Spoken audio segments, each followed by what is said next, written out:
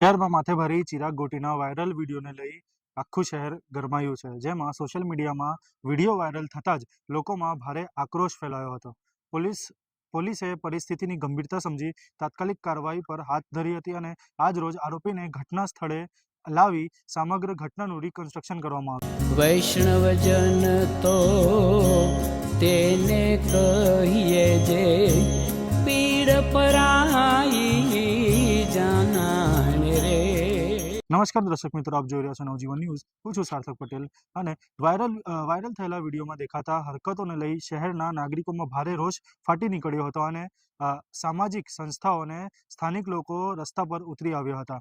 આરોપી સામે કડકમાં કડક સજા, અહીં સુધી કે ફાંસીની સજાની માંગ પણ ઉઠાવવા લાગી હતી। પરિસ્થિતિ કાબૂમાં રાખવા માટે પોલીસને કડક બંદોબસ્ત ગોઠવવામાં આવ્યો હતો।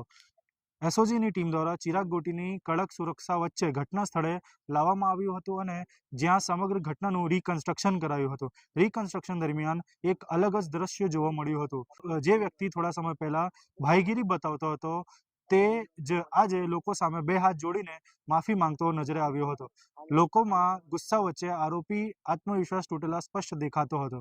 ઘટના સ્થળે મોટી સંખ્યામાં લોકો ભેગા થતા હતા, ધક્કા મૂકી અને ભગદડ મચી ગઈ હતી। આ ભગદડમાં શહેરના કેટલાક પત્રકારોને પણ સામાન્ય ઈજા પહોંચી હતી, જ્યારે થોડાક નાગરિકોને પણ ઈજા થઈ હતી।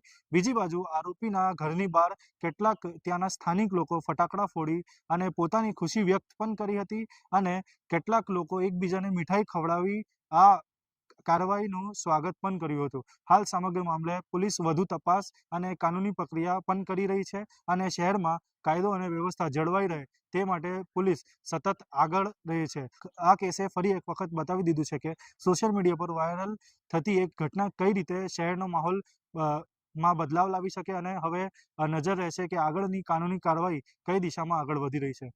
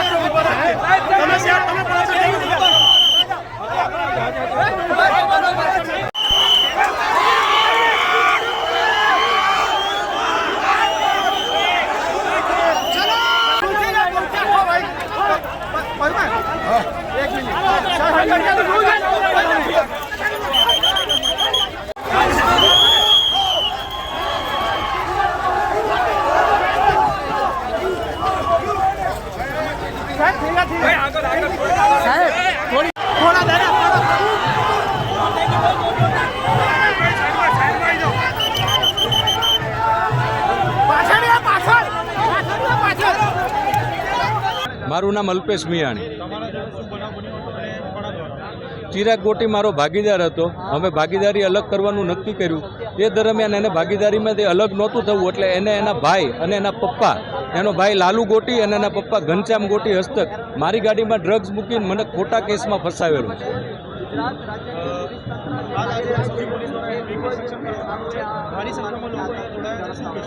આજે પોલીસ દ્વારા રિકન્સ્ટ્રક્શન કરવામાં આવ્યું છે, એ બદલ હું સુરત પોલીસનો ખૂબ ખૂબ આભારી છું। અને આજે તમે જોઈ રહ્યા છો અહીંયા પબ્લિક એ સ્વયંભૂ આવેલી પબ્લિક છે, કોઈ બોલાવેલી પબ્લિક નથી। અને આ ચિરાગ ગોટી કતારગામ વિસ્તારમાં એટલો આતંક હતો, નાના માણસો અસંખ્ય માણસો એના ભોગ બનેલા છે। આજની તારીખમાં પણ એના ડરના લીધે લોકો સામે આવી રહ્યા નથી। એ લોકોને હું એક જ અપીલ કરું છું કે એસઓજી શાખાનો સંપર્ક કરે, ડીસીપી નકુમ સાહેબનો સંપર્ક કરે અને જે બી એ ભોગ બનનારા છે એની ફરિયાદ દાખલ કરે। હજી સુધી છે એમની શું માંગ છે એમાં તમે પણ છો? જે અત્યારે ભોગ બનનારા છે આ તમે જોઈ શકો છો, લોકો સ્વયંભૂ રોડ ઉપર આવ્યા છે અને બેનરો સાથે આવ્યા છે કે આવા માથાભારે તત્વ આતંકવાદીને ફાંસી થવી જોઈએ. મારું નામ પાર્થ મિયાણી. શું તમારી જોડે બનાવ બનેલો હતી? જી, આ વિડીયો જોયો, જે ફટકાથી માર મારેલો છે એ એવું ભોગ બનેલો માણસ છું. અત્યારે પોલીસ જોડે જે કાર્યવાહી કરાઈ રહી છે શું કહેશો કાર્યવાહી? બસ અમારો જે અમે જે ન્યાય માંગેલો હતો આપણા તંત્ર પાસે અને હર્ષભાઈ સંઘવી પાસે, એ આજે પૂર્ણ થયો છે. હજુ પૂર્ણ નથી થયો. હજુ એને પાસે ફાંસીની સજા અને ગુસ્તીટોકનો કેસ લાગુ પડવો પડે. આપણા સમાજમાં આવા લુખ્ખા તત્વોને એકવાર વળગોળો નીકળવો પડે, જેથી બીજા આવા લુખ્ખા તત્વોને ખબર પડે કે આવી હાલત થઈને આગળ આપણું શું પરિણામ મળશે આપણને. અસંખ્ય માણસો છે એવા, હજુ એવા ઘણા બધા માણસો છે હજી ડરીને બેઠેલા છે. ફાંસીની સજા, એક જ માંગ, ફાંસીની સજા. એવા લોકોને શું કહેશો? બસ જે આની જેવા લુખ્ખા માણસો છે, આતંકવાદી જે છે, જેને કોઈ દયા જેવી કોઈ ભાવના જ નથી, અને આ માણસ જે માણસોની જે ચીસો સાંભળીને જે એ ખુશ થતો હતો, એવા માણસો એ આતંકવાદીના બી એનાથી હલકા છે એમ.